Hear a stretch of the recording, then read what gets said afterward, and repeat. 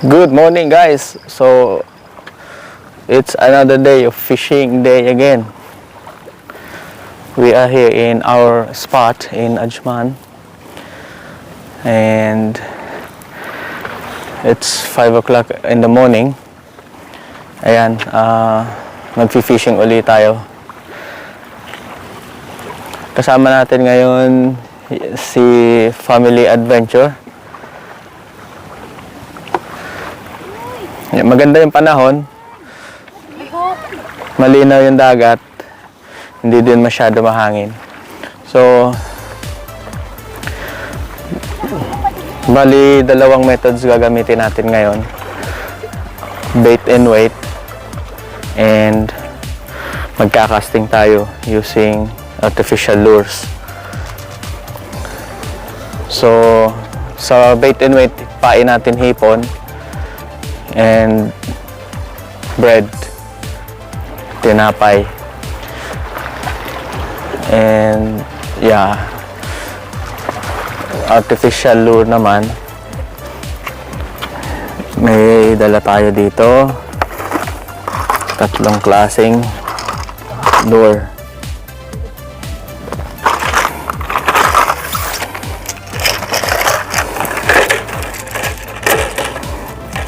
Ito, Tiger and Sasia, 3 colors combination: green, pink, and silver.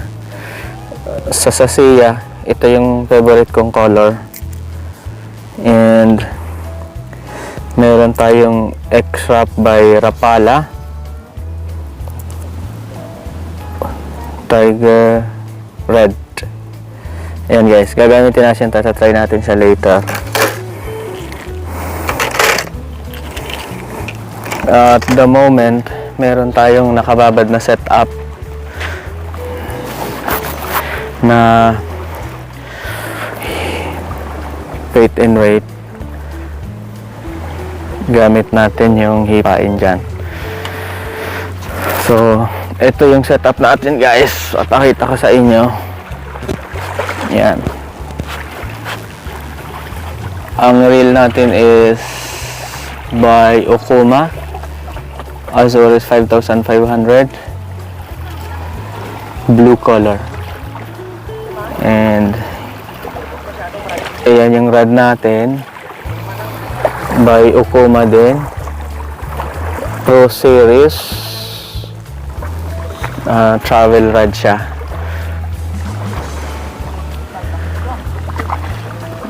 Three pieces, bali 3 dugtong. Ayan guys, and andito yung ibang setup natin. Yung reel is NA 5000 by Sherinoya. Yeah, and yan yung rod natin, Shimano STC.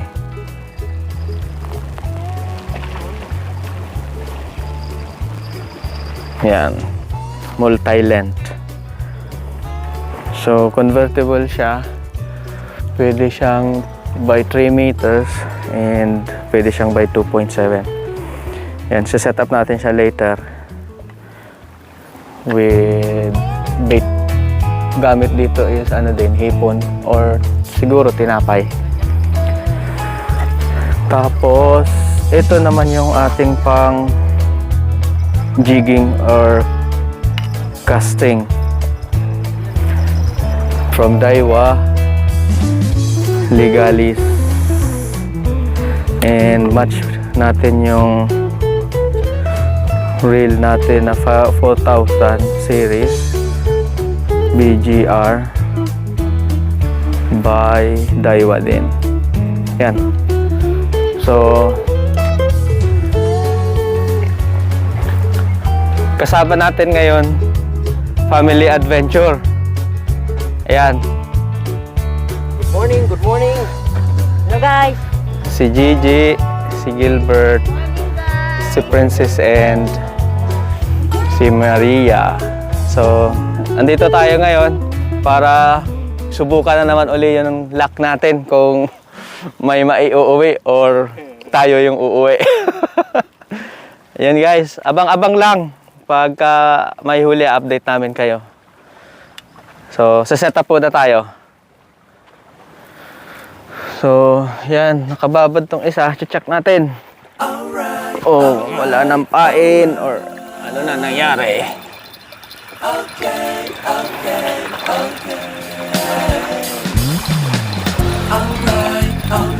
Maganda yung dagat, kalmado, medyo mahangin ng konti, presko.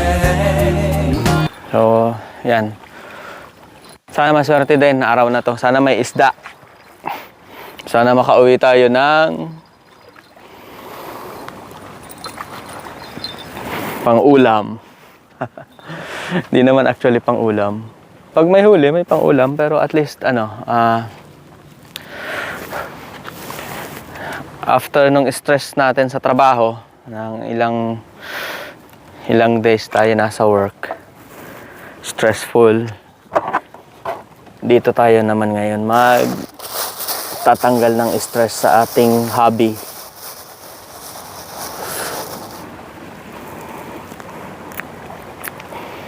Yan. Bali, ganyan lang. Isang hipon, tanggalin yung ulo, and tanggalin din yung buntot, then cut into half. So, we got 2 pieces of bait. So, kakabit natin. Yan. May nahuli sila. Ano yan, bro? Oh, may sina Family Adventure. My first catch na. Sherry. Sherry or red snapper? Sherry. Oh, sherry guys. So, abangan nyo yung video nila. Makikita nyo yung... Na-videoan ba? Hindi bro. So, bali hindi lang nakuhanan yung action. Pero, nung naiangat na, may capture sila. So, abangan nyo yung video nila guys. Family Adventure, Dubai. So, first catch nila, sherry fish. So, yan. So, ibig sabihin, maganda yung natin ngayon kay may kumagat na. So, there is a sign that we got a fish. Yes. We will get a fish now. More fish we will get now. 1, 2, 3, come on! So, yan guys. Try. Agis uli. Come on, come on!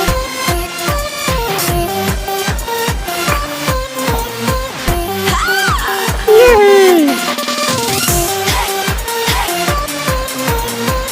Come on, come on! Malalim yung tubig. Still good level of water now. Pero naglo-low tide na siya. Papa-low tide na.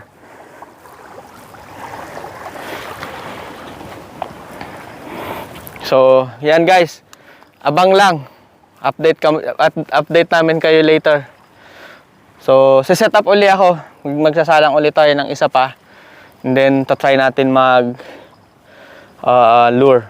Magkakas tayo ng... Prepare natin uli yung isa nating setup. Yan guys, oh, ganyan lang yung hipon. So, bali, maliit yung setup ko kumpara dito sa isang nauna kong sinalang. So, bali ito, 3 peraso natin to. I-slice natin siya into 3. Yan. Sakto lang yan dito sa natin. Sa hook na ito.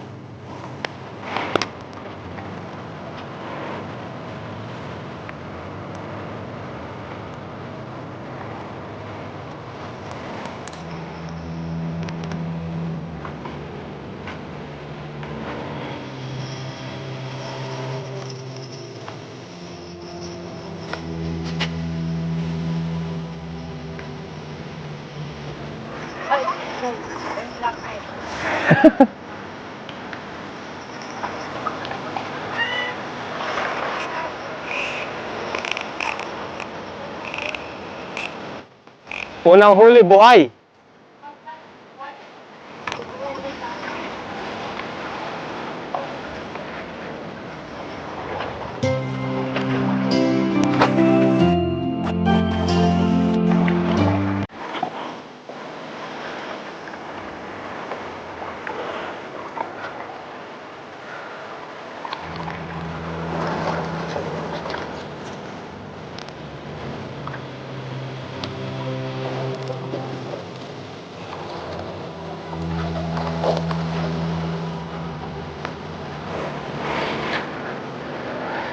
Yan, guys, nakasalang yung dalawa nating rod.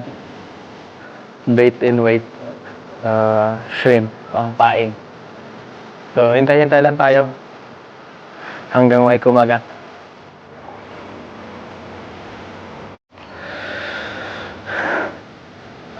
Yan guys, mga magpo 45 minutes na. Wala pa din. Hanggang kailan kaya tayo maghihintay? Pero okay lang yan. Basta may tubig, may pampain, may nakababan, may pag-asa pa din. It's been 3 days since I've seen you, and I Tsaga lang. just forget, girl, gets worse. I spend all night trying to No catch, feel bro? good, trying to forget Ah, about that's- you. I can't forget about you. Maybe that's not good. Oh, I can't explain. Kung mga number 4 gamit mo, madami. Yan, ganito lang yan dito guys. Pagka bait and weight ka, talagang mag-weight ka. Hindi mo din alam kung ano yung kakagat. Mga unexpected strike. So, kaya yun yung essence nung pag-fishing. Lagi siyang thrilling and exciting. Kasi hindi mo talaga alam kung ano yung makukuha mo. Minsan may makukuha ka, minsan naman wala. So, this season lang kasi from June to August, that's the season na summer. So, minsan, sabi nila, sa shoreline, yung mga isda is mahina. Gawa nung pagtanghali talaga, super init. Especially dito sa GCC countries o sa UAE. So, talagang super init siya. So, minsan yung tubig, lalo pag mababaw siya, iinit din siya. So, yung ibang isda, ayaw nila sa ganong temperature ng tubig. Kaya umaalis sila, tumatakbo sila sa malalim. So, mas maganda kung may sarili kang bangka or meron namang mga companies na nag-o-offer ng deep sea fishing. So, magbabayad ka. So, kung kaya ng budget mo, mas maganda yung chance doon na makakakuha ka ng malalaking isda, especially sa summer season na to. So, sa madaling araw or depende sa schedule. Basta mostly pag kaya pa yung init. Kasi super init talaga dito. Pagka winter time naman, during September to I think April, bago mag-start yung summer. So, itong spot na to, best spot siya sa shore jig o shoreline fishing. So, depende kung ano yung methods na gusto mo or anong style yung gusto mo. Bait and weight. So, minsan yung iba live bait, nanghuli sila ng mga isda na maliliit tapos sila pinapain. Or artificial lure casting and yung jig. So, iba-ibang species dito mahuhuli mo pagka taglamig. So, even though kahit naman taglamig siya, mas madami pa rin yung chance na makakakuha ka ng isda kasi maganda yung tubig, hindi siya mainit. Pero, time ganun pa din na minsan, ganun talaga yung fishing eh. One day, may huli, one day wala. So, it's all by luck pa din. And yun nga yung kasabihan, pag sa'yo, para sa'yo talaga yan. So, yan guys, almusal muna tayo. Baon tayong sandwich. Maaga kasi umalis sa bahay. So, uminom lang ng mainit, hindi na nakakain. So, kaya pag pumupunta kami dito na maaga, babaon ng sandwich. Kain muna tayo guys. Habang naghihintay, kain muna tayo.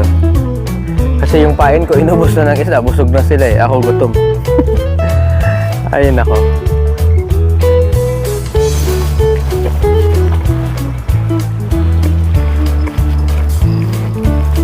Gawa to ni Mrs. Nag-sandwich. Pabaon niya sa akin. Ay, sabi na, magugutom ka na naman pag hindi ka nagbaon. Tapos yung isda, pakakainin mo na naman, mabubusog na naman. Busog yung isda, gutom daw ako. Wala lang tayong termos. Walang tiga-timpla. Alas 6:30 na. Wala pa rin guys. Pack up na. See you next week uli niyan. Or maybe sa Friday pag may magandang spot na makita. So, wala tayong huli guys. Wala tayong naipakitang isda.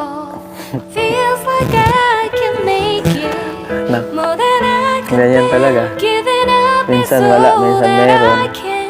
So, hanggang dito na lang guys. Huwag nyo rin kalimutan mag-like.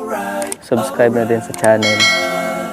So, para kung may mga bagong upload kami, updated kayo. Thank you guys.